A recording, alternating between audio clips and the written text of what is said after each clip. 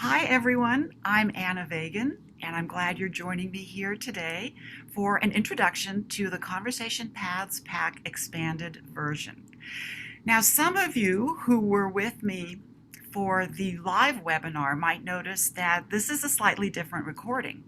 And that is true because we kind of had an intruder in our Zoom meeting last week, and I decided just to re-record. So this is live in that I'm presenting, but there's no one here today.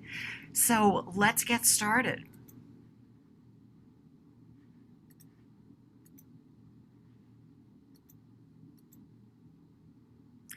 We're here today to talk about the new and expanded version of the original conversation paths.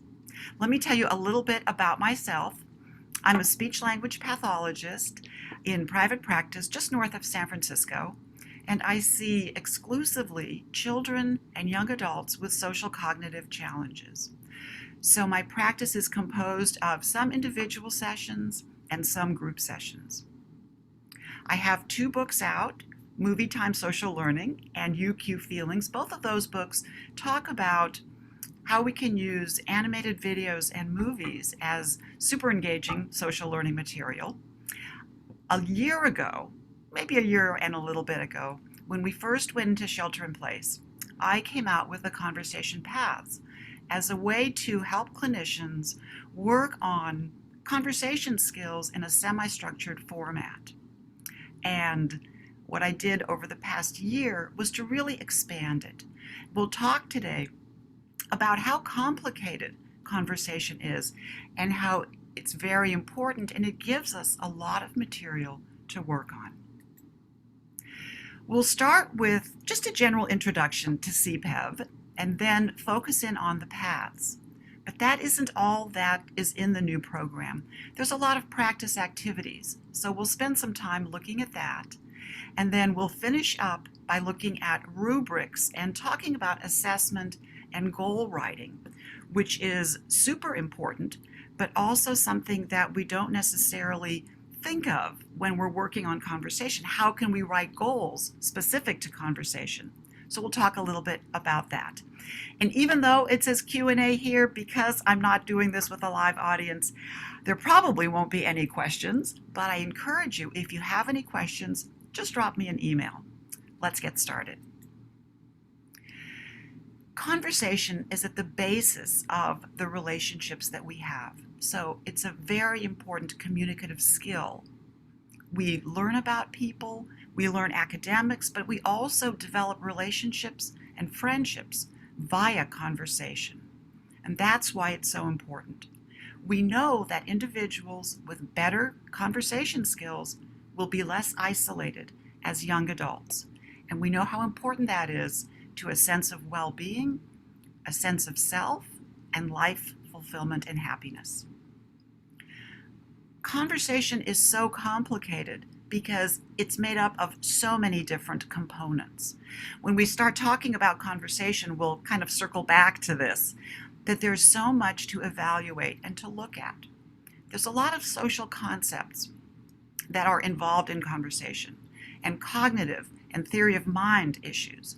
And so we have to look at verbal and nonverbal, gestural, intonational aspects of conversation, but also organizational and perspective-taking abilities. Certainly, students may have receptive and/or expressive language difficulties or overall processing issues. So there's so much to look at.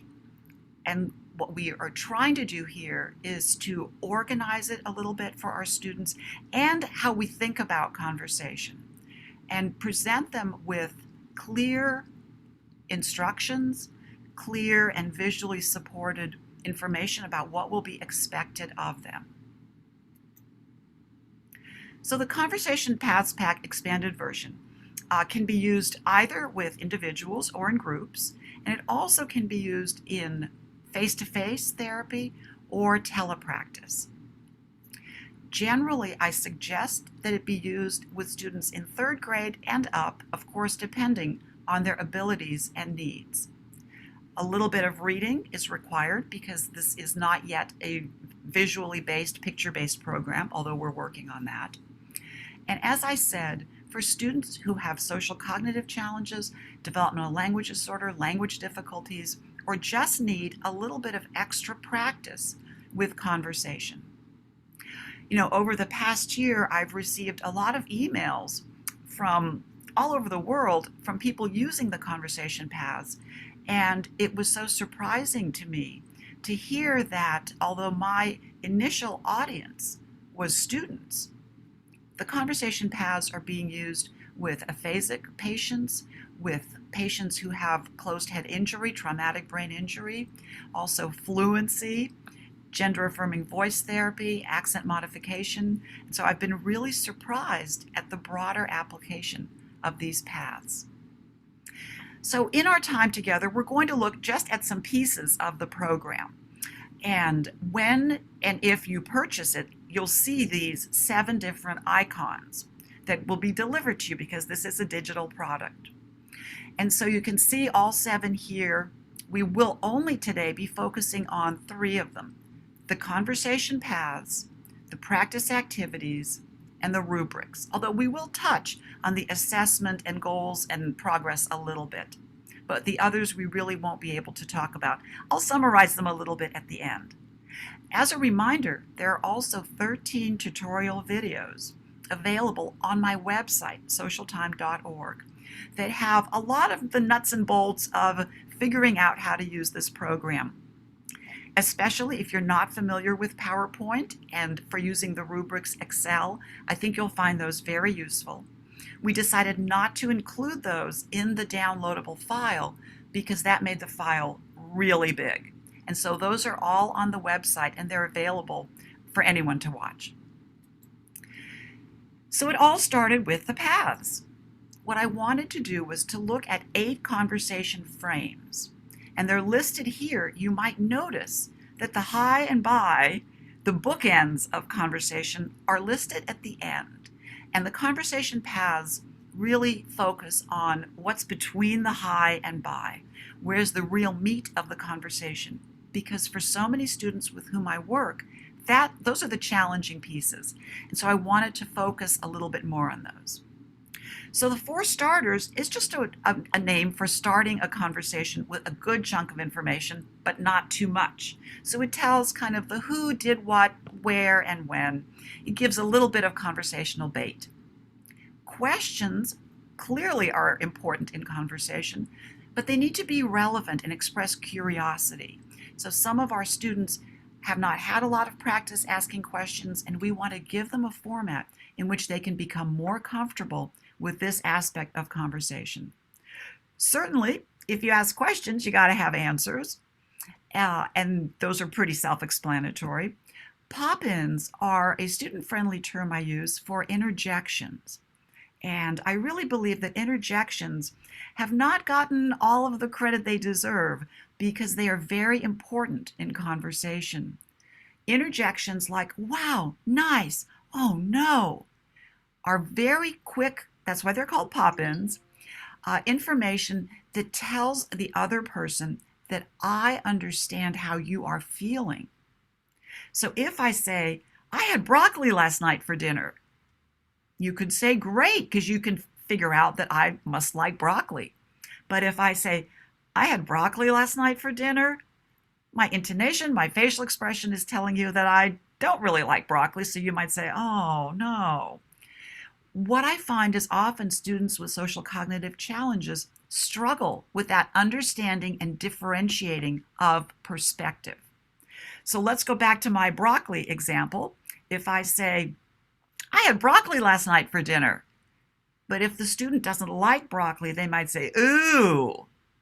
But that kind of throws me because I'm feeling good about broccoli. So pop-ins, I think, are super important, as are comments, because comments add thoughts and opinions, perhaps compliments, and many students who don't engage in a lot of conversation have not had a lot of opportunity to practice formulating socially appropriate and relevant comments.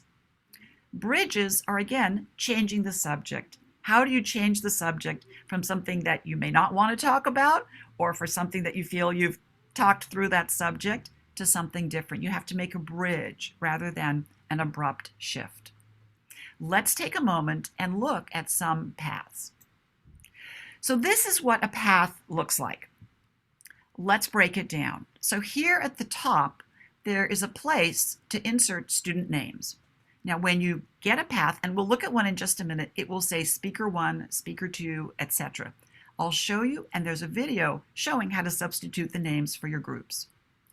Then up in this right-hand corner are colored circles, and that is how you assign students roles for the conversation. So you just drag and drop perhaps a green circle for Jeffrey, a blue one for Elliot, etc. That lets the student know what their role is, what part of the path they will be responsible for. Then, kind of in the middle, these colored rectangles are the path. And you can see that it's a sequence and a combination of those conversation frames. Down below are cue cards, because some students need a little extra help, and visual supports are so critical for our students. So they're here if students need to refer to them. However, if you feel that your students don't need them, you can just click on them and delete them. Let's take a little bit of a closer look. So we're going to talk now about how do you set up your first group or your first set for conversation paths. So hopefully technology is going to be good to me today, and I'm going to just end this show, and I'm going to stop the share because there were some technical difficulties last time. So hopefully this will take care of the problem. We will see. So what I'm going to do is I'm going to go into my CPPEV, into conversation paths, and I'm just going to open a 2-speaker path, just for simplicity's sake, and go to the first path, which is right here. So obviously this is a very basic path. So the first thing that we want to do is to modify the speaker 1, 2, 3. So we do that by going into Edit, Find, Replace. Remember, there's a tutorial showing you how to do this. And I'm going to say speaker 1, and I want to replace it with Charlie. And I click Replace All, and it will replace in every single path. Now I want to replace speaker 2 with, let's say, Victor. You will notice today that I can't type and talk at the same time.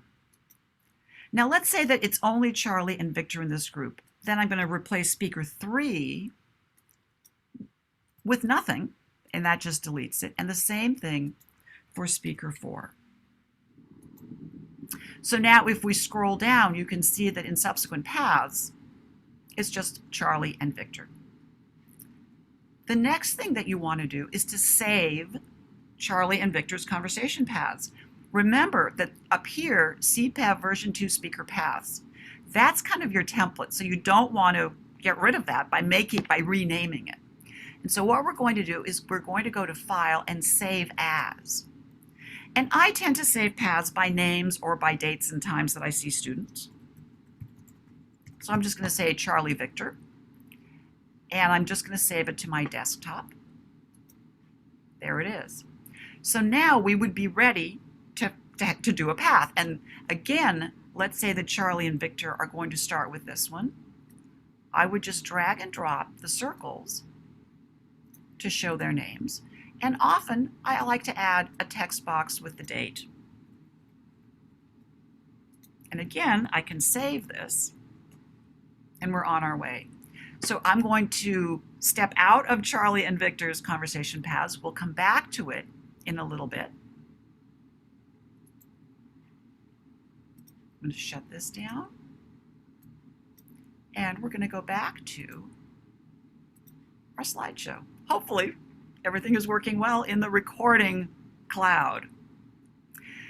So now that you've seen what a path looks like and how you can manipulate it, I want to talk about something that is very helpful in the paths. Because it's an open PowerPoint, you will be able to add whatever information you want. And some students need that extra information to keep track of the conversation, to know exactly where we are and what's been said. That helps students be accurate in their questions and answers. And for that, you can then insert text boxes. So you can just click on text box and type in, let's say Amelia asked me the question, what did you do on Father's Day last weekend? And I know that Amelia needs a little bit more visual support. So what I've done then, I type in my answer. My daughter and her boyfriend came over for lunch in our yard. You'll learn to type fast. And that information lets Amelia have a comment that is related to that. And you can see here I've even done some abbreviating for the restaurant that they went to. So being able to add visual supports can be very helpful for students, and that's what the text box allows us to do. So the beginning paths, we saw in the Victor and Charlie example that the first path was quite short, and they are short in the beginning, but they get longer and more sophisticated as more of the conversational frames are added. So these are examples from the 4 speaker conversation paths, and you can see that in this path up here, really it's questions and pop-ins that are the focus, because those are the cue cards that are there. But as they go through the paths, guess what? They're going to get longer and longer. You have to kind of make a turn here on the corner. And you can see that this is a more complicated path because it's working on questions, comments, bridges, and pop-ins. So the paths start pretty easy and they get more and more complicated. One thing, though, to keep in mind, it's not a race. You're not trying to get to the end of all of the paths. And as we get toward the end of our time together today, I'll show you that with some students, you will find a sweet spot, a part in the paths that is their working level, and maybe they really won't move on to, let's say, bridges. Maybe they will just continue to work on the section that includes comments. So you don't feel that you need to take every group or every individual through the paths to be successful. So this slide is here as a demonstration of several things, and above and beyond all else, it's a demonstration of the importance of silence on our part. Many of our students need a little bit more time to process. They need a little bit more time to think. They need a little bit more time to formulate, and they need a little bit more time to express. And so we as clinicians really need to be aware of, do we think the student is still thinking? Then we just give them silence. Do we feel that they've lost their focus and they're becoming distracted? Then maybe they need a verbal cue. But I think it's super important to be aware of what mental process do we think the student is engaged in. And if it's related and relevant and reflecting thought, we need to just wait. So one of the great things about the paths is that since it is, again, digital and on a screen, you can record it. And what I find is that students really enjoy listening to their conversations, whether something happens that's humorous or whether they did a really good job. They really enjoy it. And so I encourage you to do some recording on your screen. We're going to listen to a recording that I did with a student, Brady. And what you will see in this recording is that we will go through the path twice, because I always recommend that you have your assigned color and then you switch things up, because that lets students practice all of the different conversation frames. Pay close attention to the period of silence, and we'll talk about it after we listen. My son is coming home in a month, and so soon I'll start kind of baking some of his favorite things and getting his room ready. Cool.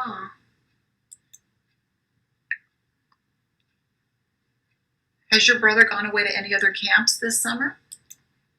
Not sleepover, but he went to a sports camp last week. Very good. All right. Now, doing the switch. Are we recording right now? Mm-hmm. I think so. All right, your 4 starters.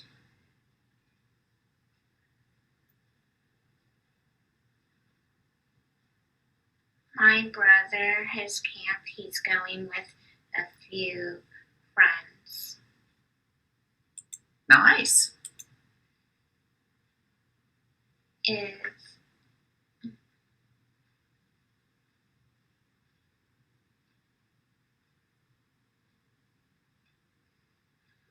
and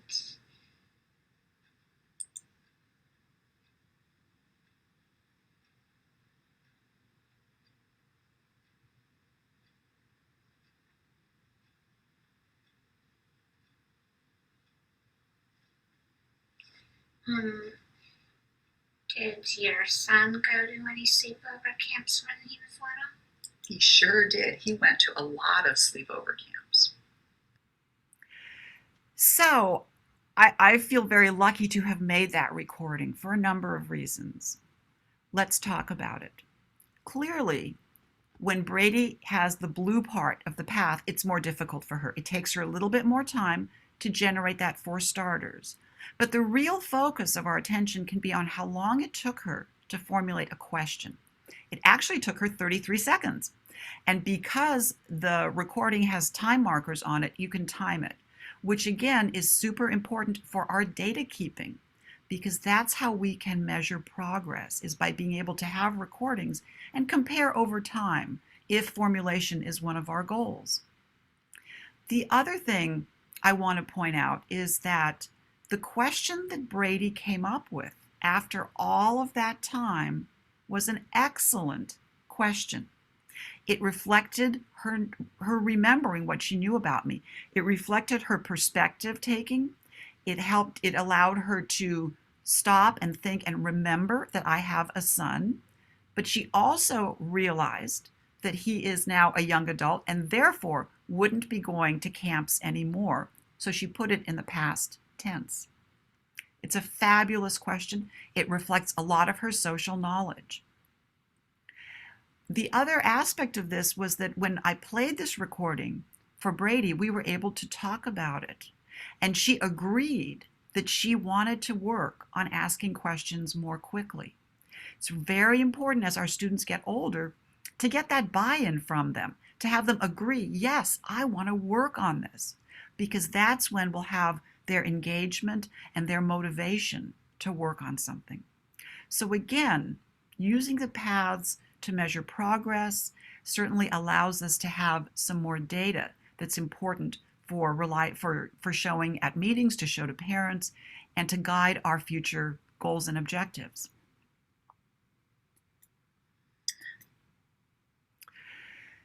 So what happened when I was making the conversation paths and then working with them over the past couple of years is, again, I realized that there is so much to conversation and that the paths needed a little support and a little additional practice in a lot of what I was asking students to do. And so over the years, I've kind of been able to organize it and create activities and templates targeting some of these skills. So in CPPEV now, there are 6 sets of practice activities in addition to the conversation paths. And this is something that the original paths didn't have at all. What's interesting is I've been doing a lot of thinking and talking and reading about mental state verbs. And mental state verbs are the verbs of cognition, the verbs of thought process. And as such, they are not visible to each other. So while I can see someone drinking or I can see someone walking, I can't see someone remembering or somebody wishing. There may be some very subtle nonverbal signals of that or indications of that, but it's a much more complicated vocabulary. And studies have shown that students with language challenges and social challenges do not have the fluidity and use of mental state verbs that are so important. If you think of this example, if I say, last night we decided to go out to dinner versus last night we went out to dinner, the sentence with the word decided communicates a lot about thought process and therefore is more cognitively and linguistically sophisticated. We really want to be working with our students on these mental state verbs, and they fit into these different practice activities. I'll go over these very quickly, and then we'll focus on some in more detail. Think twice are activities to work on what I call the double think, which is encouraging students to really stop and think about what they know, control some of that impulsivity. So much of the time, the first thing that we think is not necessarily our best thought. And we also want students practicing applying their world knowledge and their previous knowledge of a situation to the current moment. In conversation, it's so important to remember what we know about people. And that's what the remembers activities are for. It's helping students organize what they remember about people so that they can use that as a basis for asking interesting and relevant questions, rather than questions about something perhaps our partner has already told us about, or something that we know is not interesting to them. So remembers are very important, as are questions. And I alluded to this a little bit when we talked about the conversation frames. It's very important for questions to be relevant and interesting. So we're going to do a little deep dive into questions this morning. Opinions are such an interesting aspect of conversation to work on. And when we talk about that, I'll tell you how much I've enjoyed it. We need to express opinions because that's where the real interesting information is. Now, we all sometimes have to engage in conversational topics that may not be of great interest to us. And that's what the low interest topic practice is about. It's about helping students recognize and practice staying engaged in low interest topics. Then finally, conversation in real time is a voiceover of animated movies. We'll talk about that also. So now let's take a closer look at some of these practice activities. They're included in a different part of the whole package of CPPEV, and it has a PowerPoint presentation with some narration about the practice activities, and then there's a separate file that has the templates. And in a bit, I'll show you how to use those templates. So let's talk about questions. So as I said just a minute ago, questions really keep conversation moving, but questions can also kind of bring a conversation to an abrupt halt if the question is random or uninteresting or repetitive, that asks about something I've just said. So if I say, I went to In-N-Out yesterday for lunch, and you say, where did you go? I'm like, didn't I say In-N-Out? And there's that little glitch in the conversation. So let's look at some of the templates and activities for working specifically on questions. So in the PowerPoint presentation, each of the activities gives you a slide that tells you what the goal is. And so, for example, one of the goals of working on questions is to work on mental state verbs like wonder, know, and don't know. And then on the right-hand side, that box tells you some information about exactly how to work on questions with the conversation path. And we want to really encourage students to double think, that's the work on inference, when they ask a question. But we also want to really compliment and notice when our students ask a wonderful question. Remember, allowing that spontaneity of question forming is so important, because what I think might be a good question for them to ask is not necessarily the right question for them. You know, if I had helped Brady, or really not helped her, by cueing her too much and cued her to ask a question that I thought would be good, she would have never had the opportunity to formulate and ask the question that she wanted to know about.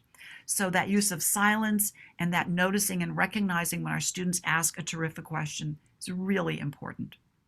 Here's a template. So this is asking time, and this activity is, as it says in the box on the lower left, you must ask each other 4 interesting and relevant questions.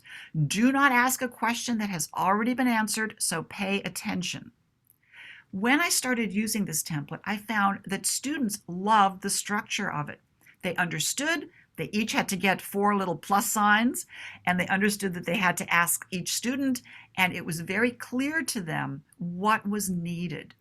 Also in this template, you'll see that there is this question cue card. Again, for students who aren't used to asking a lot of questions that are relevant and interesting, they're not as facile with coming up with those question starters. So it's good to have that if you need it. Again, if you don't need it, you just delete it and it isn't there anymore. Here is another template for questions, double questions. You must ask each other one interesting and relevant question, sorry for that typo, immediately followed by a follow-up question. Do not ask a question that has already been answered, so pay attention. There's that reminder again. Students also enjoy doing this, and that practice on follow-up questions is really critical. Sometimes students with whom I work will ask that one question, and they get the answer, and then I want to talk about myself, how it relates perhaps to this topic. But there isn't that follow-up question, and that's where that true curiosity is expressed in what else can I find out about what this person is telling me. So these are some question templates, and what you'll find is, we'll look at it after we talk about some more practice activities. It's very easy to go into the templates folder and then cut and paste them directly into a student or a group's conversation paths. So I mentioned that opinions are fun to work on and very important because they can be challenging for many students for a number of reasons. First of all, expressing an opinion is taking a risk because I may be judged for my opinion. Maybe I don't want to express what might be a wrong opinion. I might not want to make a mistake. So some students are very tentative about expressing their opinions. I feel maybe they're not asked for their opinion very often, and so they have less experience with that. But additionally, some students especially with social challenges, are struggling with that perspective taking. And with that understanding that a different opinion is okay, and a different opinion has to be noticed and respected rather than challenged, perhaps demeaned in some way. You have to learn to tolerate different opinions. So if you say you like Roblox and I say Roblox stinks, yeah, my opinion might need to be redone just a little bit, depending on who I'm talking to. So let's look at some of the opinions templates. Again, we've got the goals and materials. And with this goal, looking at opinions, we're working on mental state verbs: think, like, don't like, decide, realize, remember. There's such a wealth of mental state verbs that we can apply to this. And again, on the right-hand side is just general information about how to introduce working on opinions, complimenting and noticing when someone comes up with an opinion or when someone tolerates a differing opinion if that's historically been difficult for them. There's also a little reminder that we may need to have some feeling discussions about this because feelings enter into opinions, especially when there's a lot of strong ones in the room. Let's look at some templates. So this is a very basic template, and again, what happens is if it's structured and if it's visual, students take to it much more readily. And so this is tell what you think, and basically you just set up the template and you put a topic here, and then you ask the students, what do you think about that? So in this group, Andrew and Marcus, well, what do you think about video games? What do you think about McNuggets? What do you think about the Switch? And you can see that sometimes they agree, sometimes they disagree. And what happened is even as we were doing this structured template, what do you know? Some casual conversation entered into this work because they started saying, I really think that why do you think, Connect is so good? No, I really like my PS5. Well, have you seen the Switch? What do you think about that? And so conversation begins to evolve organically. And that is the practice we ultimately want our students to experience. is, what does conversation feel like internally? That when we're in a conversation, we have that feeling of, I am with someone in the moment. We are understanding each other, whether we agree or not. We're sharing feeling state. We have that camaraderie. And many students who need to work on conversation don't get a lot of practice because peers may not see them as desirable conversation partners. So we really need to support their practice of conversation, but also their appreciation and their belief, their growing belief that they can be a conversationalist with all of the positive things that that includes. Let's get back to opinions and look at some more templates. And so here is this one or that one. And when you think about opinions, you can have a basic opinion about something, but we can also like some things more than others. We might like both the beach and the woods, but if you say, well, which one do you like better? It's another opportunity for me to take a position, to think about my internal state and my internal thoughts about these two places. And I might say, well, I do like the woods, but I really like the beaches because there's just more air. And the woods are sometimes a little, oppressive and, claustrophobic if you can't see the sky or whatever. And so it's great to have our students think about, well, which one do you like more? And if you can't choose, okay, but often you'll find that they can choose. So again, if you look at how this template is filled out, these students have learned a lot about each other through this activity. Some of it they'll put in their remembers file because they'll have templates for that. And it just enriches what they know about people. And that's where interesting conversation comes from. All right, so here is still another template for opinions, and this is Convo Practice. So this is practicing opinions, integrating them into more conversation. And this is kind of structured with turn taking, in that one person has a topic. Let's look at this first one, the Warriors. And so Court had to kind of say, well, I really like the Warriors because I'm a Steph Curry fan. All right. And then Charlie has to recognize Court's opinion. Oh, yeah, Steph Curry's great. And then tell his opinion. And then Curtis has to do the same thing. So you kind of go down the line. And so this is making sure that students are staying regulated, are staying engaged. You can also look at, of course, all of the nonverbal aspects of, you have to think about the person with your body. And so again, having it be visually structured is so helpful at showing students what our expectation is. Now you might notice that there's a little uh-oh here for Charlie, and that's because during this bowling discussion, he had a little struggle with the idea that somebody could like bowling and got a little judgmental. And so the group agreed, as did Charlie, that he didn't really get a plus that. He kind of had an uh-oh that was later redone. And so again, an easy template for important practice. One of the last templates we're going to look at for opinions is one that, again, I developed over the past year as I worked with elementary school, middle school, high school students and young adults, is really thinking about what is so important about conversation. And that's where that realization that it's the opinion that is most important. And many students with whom I work, when they start telling me about something, and so this is an example that Mark was telling me about kayaking, and he kind of went down the list of what he saw, and he's saying, well, there was a lot of water, I saw sea otters, I watched a seaplane land. He is giving me a lot of detail and a lot of great information. Don't get me wrong, that's really wonderful.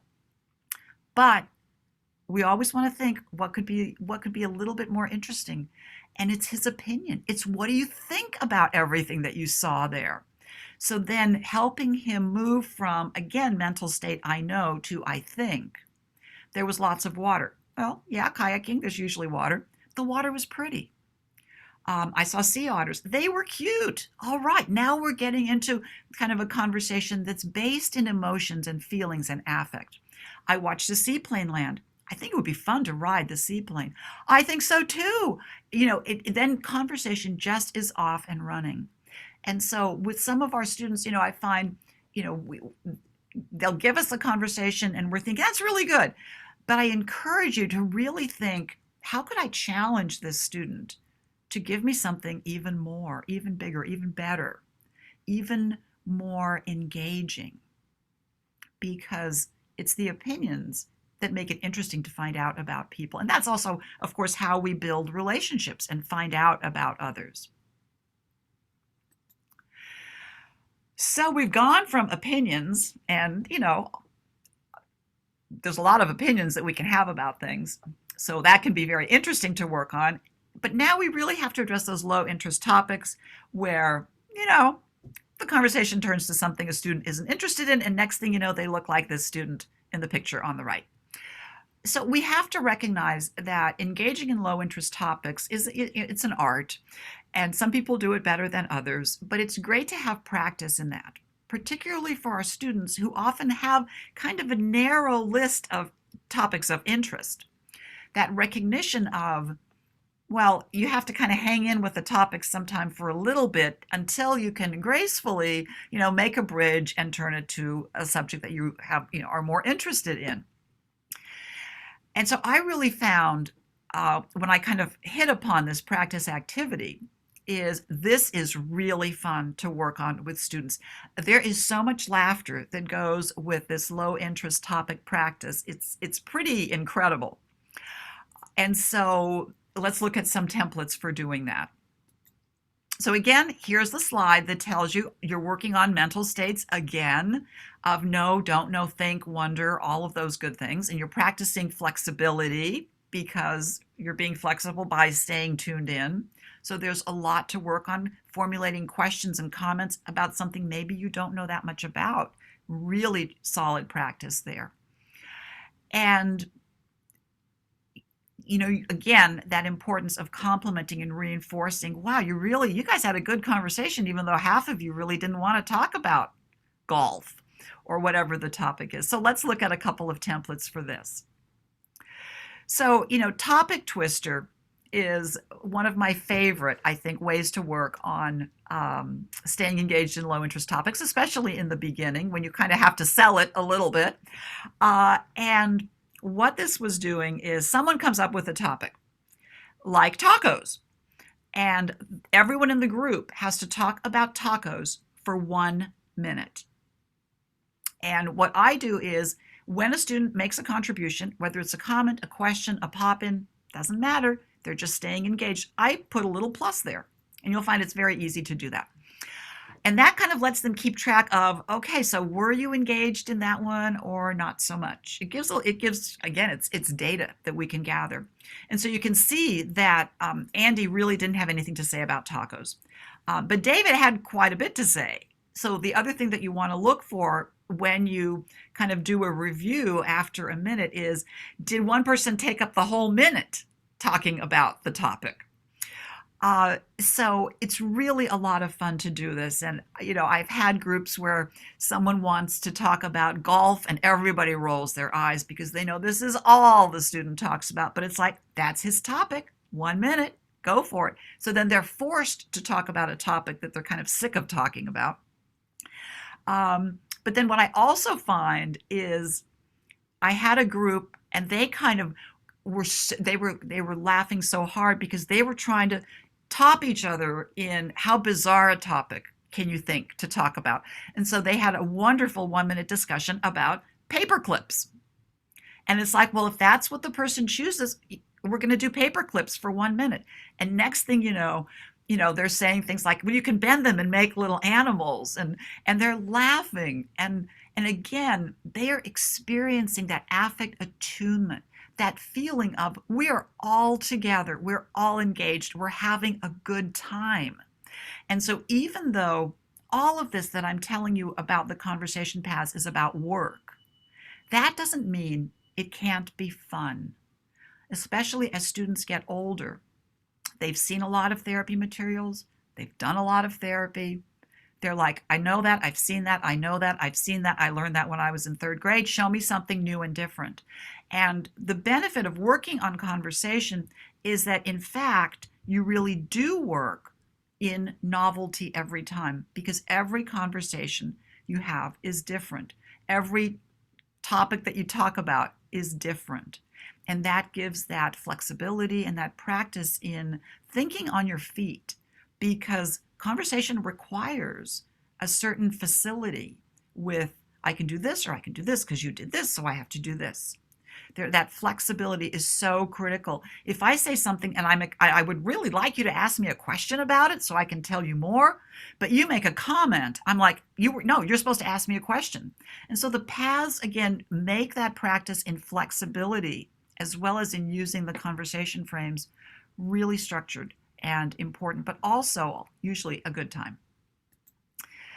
So now let's look at how do you take a practice activity and put it into a conversation path. What you'll notice is there's also tutorials about this on the website. So I'm going to demonstrate. Hopefully I'll do a good job with it, but don't feel that you have to learn how to do it just by watching this. So I'm going to end the show momentarily. I'm going to call up Charlie and Victor. Here they are. And actually what I'm going to do is I'm going to minimize the PowerPoint because we had some trouble with slides kind of bleeding onto each other. And so maybe this will take care of that problem. So let's pretend that Charlie and Victor are working away in the paths. But I realize they ask a lot of the same questions every time they come together, and they don't seem to be remembering very much about the other student. And I think, well, I think they would benefit from working with the remembers. So to get into that, I'm going to go into my file, and this time I'm going to go into practice activities, usable templates. We're going to use a template we haven't talked about. It'll give you a chance to see it. And so there is a remembers template. So I'm just going to copy. I'm going to go back to Charlie and Victor, and let's say I want to put it right there, and I'm going to paste it in. So there it is. There's the template. So to get it set up for them, I'm obviously going to erase template, and I'm going to go here, and I'm going to say, since there's only one, with Charlie remembers about Victor. And then we can add it here. So let's say he's in 7th grade.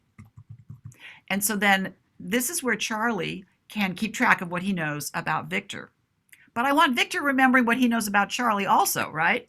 So then I'm just going to duplicate, and all I have to do is switch the names.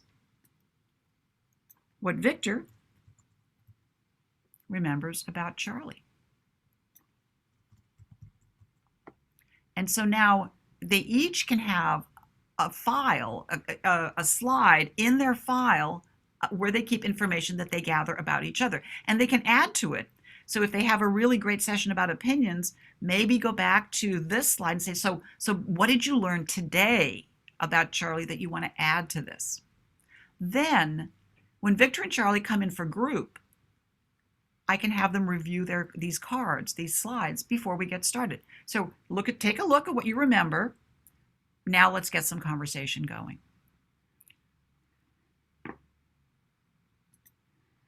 I'm going to close the templates.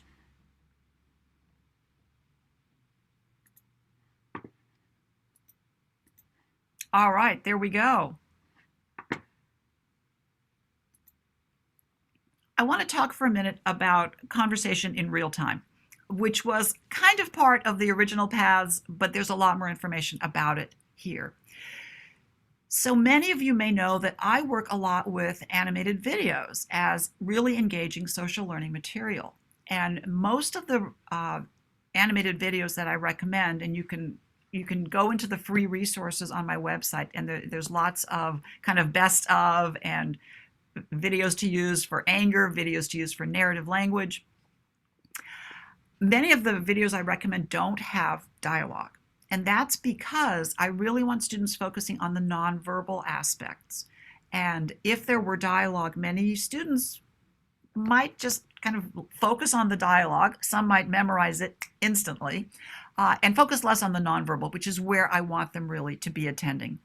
And so then I realized that conversation could be applied to these videos in the creation of voiceover.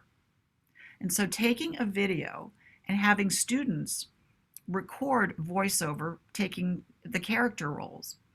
Because what does that give our students time to practice about conversation?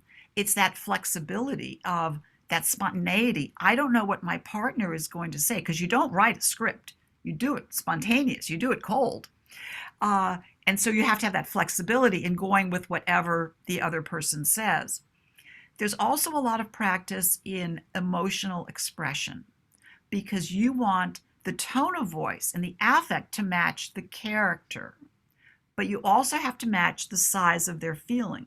So I've had students who, when a character is, annoyed, the student is doing this huge explosion of anger, and it's like, whoa. Pay attention to your character. How big is the character's experience of the feeling? That's what you have to reflect. And then, of course, the pacing of conversation, because the video kind of moves along at its speed. I suggest you start with slow ones, but you can get going at a pretty good clip. And so you have to practice that timing of conversation, that keeping up. So the sequence for conversation in real time is basically what I just talked about. You choose a video. Again, I have lots of video recommendations, and make sure that your students understand it. So you want to spend some time maybe doing some of the activities that are in the UQ book, maybe working on what are the characters thinking and feeling, what are the plans and intentions of characters, what's going on between them, so that they have that understanding. That's important. Then you assign the roles, and I always suggest recording it. This is something students really like to listen to again. And you don't have to have the whole video. You might just want to do a beginning part of the video, a small segment, because if it's a 4-minute video, that's a lot of conversation. Then let them listen to the recording, maybe switch roles so they can experiment. Again, this is a practice activity that has a lot of laughter and fun attached to it. Because I can't overemphasize, we want our sessions to be pleasant. If the students are having a good time, I'm probably having a good time. And that always makes everyone feel better about where things are. All right, so we're going to take a listen to a short conversation in real time. This is with A Cloudy Lesson by Yezi Zhu. This is a wonderful video to start with because it has a simple storyline and a nice pace. Hey, I got something and I wanted to show you. Would you like to see it? Yeah, sure. Let me show you how it works. You blow into it and it makes clouds. You want to try? Yeah. Oh man, mine's just a little one. Maybe try blowing bigger. Okay.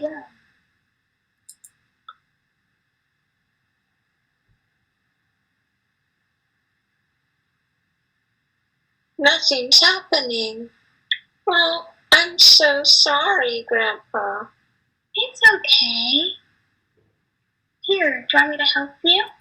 All right, so I'm just going to stop that there. I think you've gotten a good taste of what conversation in real time sounds like. So these two girls are doing a very good job of keeping up with the pacing of the video. They're doing a good job of being flexible and partnering with whatever the other student says. The student who's doing the grandfather shows good understanding of nonverbal because she understands when he does that he means take a bigger breath. The student who's doing the child does a very nice job of the sad intonation. So they're doing a wonderful job. An interesting part that they don't focus on, though, is when the child falls and the grandfather comes right over. And it's interesting that there's nothing there. There's more focus on I'm sorry about the cloud blower. And so depending on the students, I might play this for them and then kind of check in on what were you thinking about for that part, and see if they want to do it again, or if, it's just something to comment on and just tuck into my mind as I work with these students. But that's how conversation in real time works. So one of the things that I have found, when I put out the original paths in March of 2020, and I used them throughout shelter in place. I used them basically with everyone I was seeing. I felt it really saved my practice by keeping the work interesting and the kids engaged.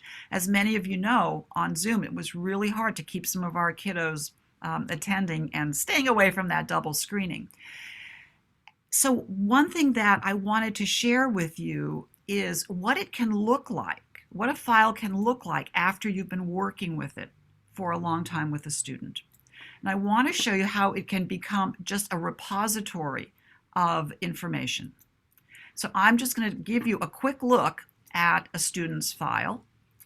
And what you see here is a lot of conversation paths, and a lot of them are just duplicated. We'll try it again. We tried it on a different day. We kind of bounced around. Here is where we had some opinion doing. And so what you see is that when we got to the section that added comments, so it had for starters, pop-ins, comments, questions, and answers. This was Claire's sweet spot.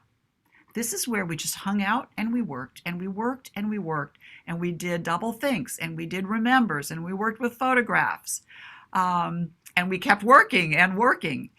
And what you see, if you look at this closely, you can notice that whereas Claire needed to have a lot of text boxes in the beginning, as we move on, there's fewer text boxes that she needed. There's more spontaneity. You can see that I've had record keeping on various portions of this. And so this really is Claire's sweet spot, because developmentally, bridges are probably not something that we're going to get into. And you can see that we still have a bunch of paths that we haven't even started. You can always see which ones you've done because the dots will have been moved. So that's kind of an easy visual cue. So if I wanted a brand new path, I would know it would be that one right there. All right, so what I want to communicate to you is that the paths make it easy to keep track of where we are, to keep track of our work, to keep track of where we're going, how we feel we're doing. And so a big chunk of what's added to CPPEV is a presentation on assessment, rubrics, and goals, because this is where our field is growing and changing and moving, because now there is really that recognition that conversation is so complicated. We're going to talk a little bit about that, and then we'll look at 2 out of the 4 rubrics that are in CPPEV. So as I was putting this program together, I talked to a lot of really smart people about conversation. And I think those who really are working in conversation really have the position, which I think is true, that conversation, looking at conversation, true conversation, you can't do it with a standardized test or subtest. Because by virtue of the organization of the subtest alone and the limits placed upon content or how it's being managed or looked at, it is no longer spontaneous and organic. So that's kind of a shaky place to be for those of us who are used to doing, standardized tests and getting numbers and percentages. So that's a big challenge. And so in this presentation on conversation, I talk about conversational analysis and being able to collect information from different sources and then look for what is the same in the information that you've collected, what things are different that you might want to explore a little bit more. So there's a lot of information about hopefully giving you ideas to think about and talk about when we're talking about something so amorphous as conversation. So if we want to listen to a student's conversational abilities and how they have conversations, often we want a peer group for them. Well, who is that peer group? Is it a chronological age peer? Is it a developmental age peer? Is it a skill set diagnosis age peer. We're kind of on shaky ground. But then an even larger issue for us right now is how do we stay away from being judgmental and being clinically relevant instead? So we have to really be aware of our intersectionality, of our biases, of our preconceptions and judgments about how people have conversation.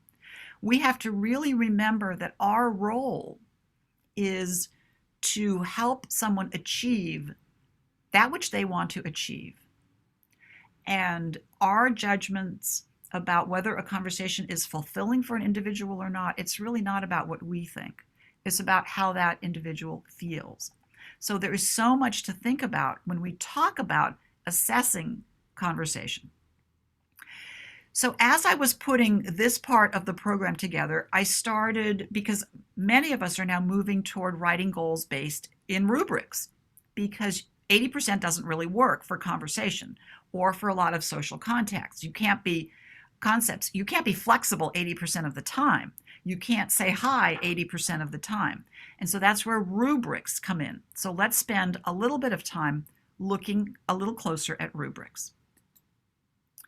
So this is a slide taken completely from the CPPEV package, the assessment PowerPoint presentation. And as I mentioned, there is some narration, and so I thought I would just give you an example of the narration here as I talk about rubrics on this slide and the next. When I started putting rubrics together, I noticed that it was really easy to get overwhelmed by too much information, particularly because it's in spreadsheet form. So I broke it down. The first rubric, the conversational frames rubric, addresses the parts, the pieces of the conversation paths themselves, like starting conversations with 4 starters, asking and answering questions, making pop-ins, and adding comments. But that isn't all there is to conversation. Not by a long shot. So I added the interactive conversation rubric that looks at other skills that are so important to successful conversations, like maintaining emotional engagement, keeping things balanced, and taking turn in a timely fashion. I think these 2 rubrics work well together.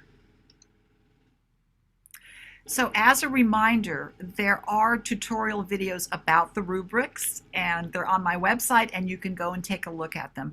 Because for some of us, rubrics are relatively new, and as I said in the narration, because it's in spreadsheet form, some of us have that, fear of Excel and fear of, I'm not sure about Excel spreadsheets. I had to certainly learn a lot about Excel, and I think it's okay. It's important information for us. And if you go bit by bit and just look at it and think about it and then maybe come back to it, I think you'll find it very useful.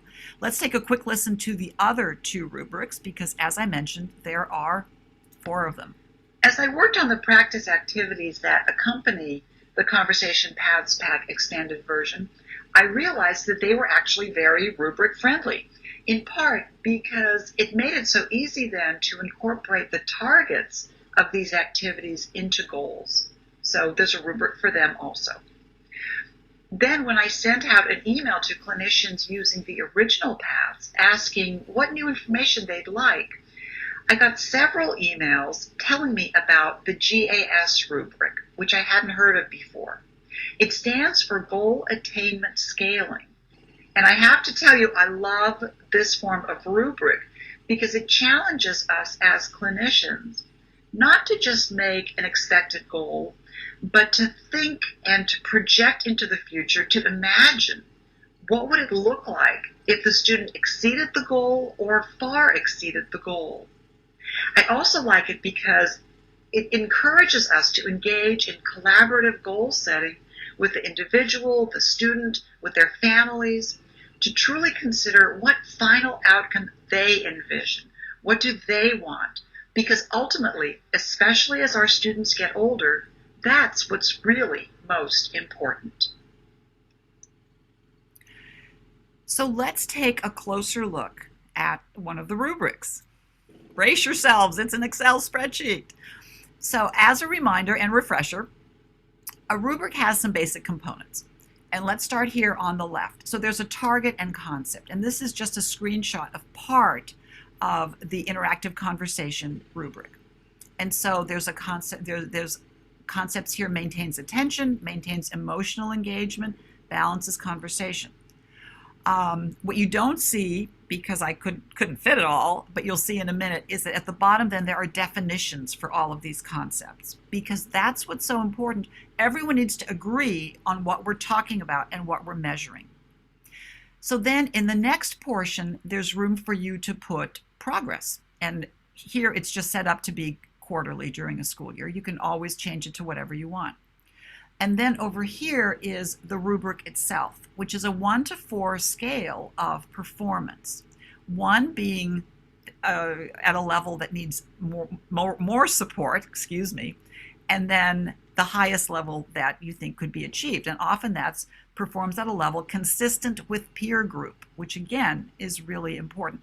It's not an adult group, it's a peer group that you want the student to have that skill set developed for. So this is what the rubrics look like. Let's now talk about, some pretend goals and see what we can do with that.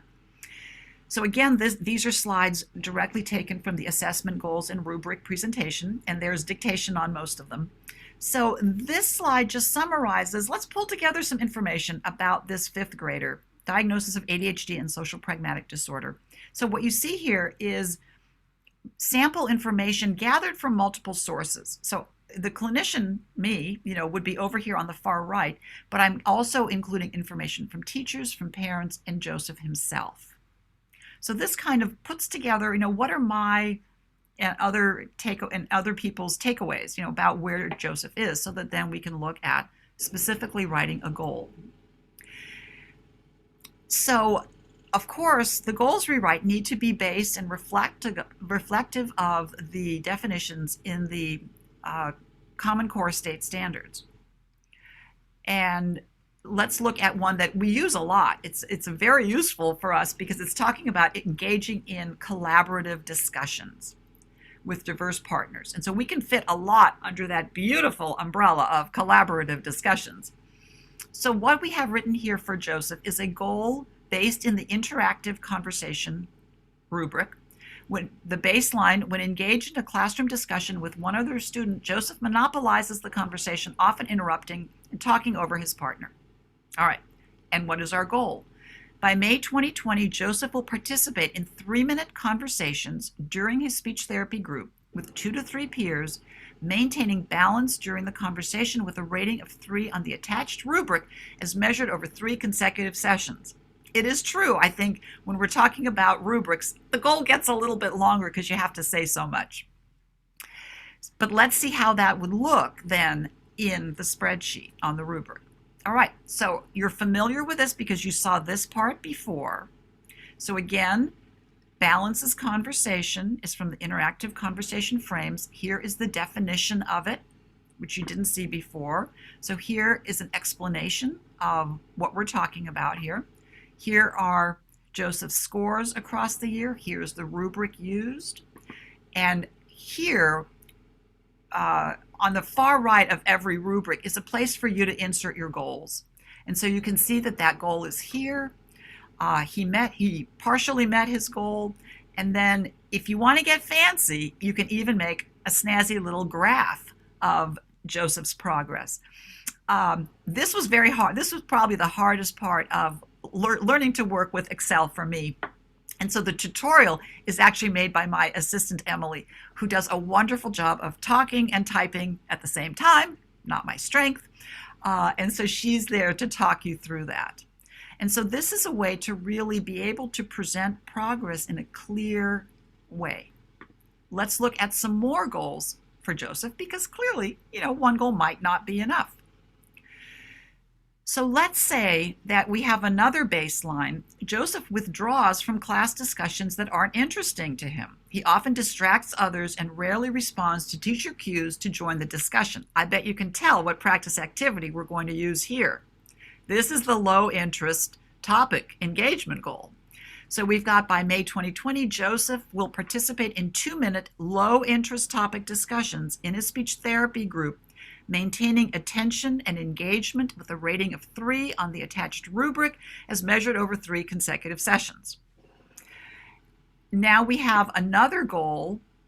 So this is going to be a third goal for Joseph, and the baseline is, again, here's the standard reference. During group projects, Joseph struggles to remember what others say or plan to do relative to the project. He asks repetitive questions but doesn't seem to pay attention to what other students say. And so this again reflects back to the remembers practice activity. Joseph will attend to and remember student input in planning a classroom-based project with a rating of 3 on the attached rubric as measured over 2 consecutive opportunities. Let's look at what that rubric looks like. Again, there's more information. Don't let that scare you, because this information is laid out clearly, and once you understand how it works, it's a great way to show, again, a lot of information about a very complex process like conversation. So here we have the 2 conversation paths practice activities, the topics of remembers and low interest topics. Again, the definitions are right here. Here are his scores. Here's the 1 to 4 rubric. Here is where the goal is written, and here is where the goal is illustrated. The progress is illustrated.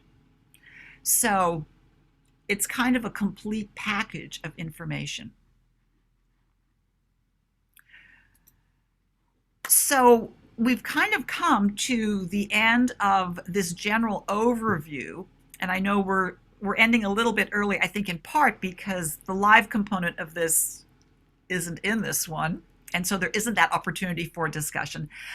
In our original live time together, there was an interesting contribution by one of the viewers who really was intrigued at the connection from the conversation paths and the practice activities to classroom literacy, and was saying this would be a great way for SLPs to collaborate with teachers and give teachers some tools to work on some aspects of literacy, like the question asking and comments that teachers are often working on. And so I really appreciated her input on that.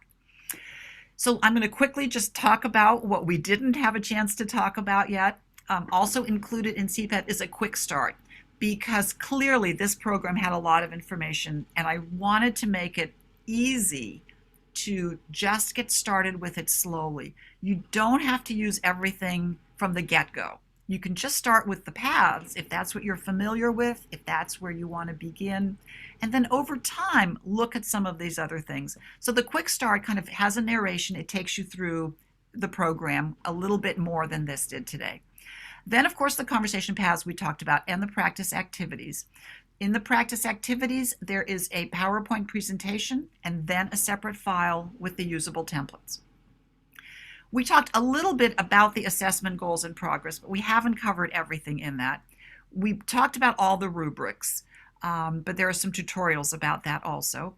And finally, included in CPEV this time is information on evidence-based practice and how it is reflected in CPEV, as well as the Common Core State Standards and how vocabulary from that relates to the conversational paths and the practice activities. And how could I not have a bibliography and a handy index? We've already talked a couple of times about the tutorials. So I have to thank you for joining me. I know that there was a lot of information here because there's a lot of information in the paths. I welcome your questions and comments. I welcome you to join my mailing list if you're not already on it. If you are interested in purchasing a path, there's a coupon right under my picture. And thank you so much. And I really look forward to continuing to grow our ideas about conversation and how to work on them. Thanks. Take good care.